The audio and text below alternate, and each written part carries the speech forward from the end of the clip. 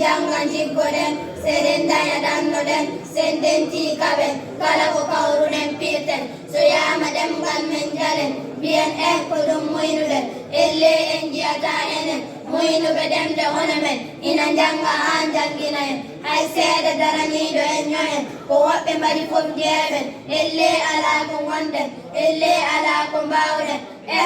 ina rewe men so wiyama nden den caroɗen so wiyama jangen purƴinen ɗemgal men no soofi en ala fof ko gimmaniɗen no mbaɗen ni no weeli en ko ngameɗa tan rewe ha dadaɗen jebbiliɗen daɗaɓe ngabbaki gonɗen koni ngare bamen koni ngare pirten aduna hande jangen wota en barde koye men ɗemgal aada e pina men pullo fof ko hono men jaɓɓo e caliɗo jiiɗen koye laana wota wonde so pular wuuri wuuren so pular maayi mayde ko yiyanta gandal gonɗen ɗemɗe mawɗe ina cati en kono ko ɗemɗe hono men liggade ha ndewi en wota pulkitoɗen puuyen ɗemgal men no sohli en janngude e janginɗo nderɗen hakkele ñolngol guitten gaɗen jehen gabbuɗen wonɓe yeeso parata en wondini koɓe giɗa garen peeje maɓɓe welayɗen keeɗe caggal ndenen wota puuten koye men sen janngani ɗemgal men hay goto jannganta en joni holto paaɗen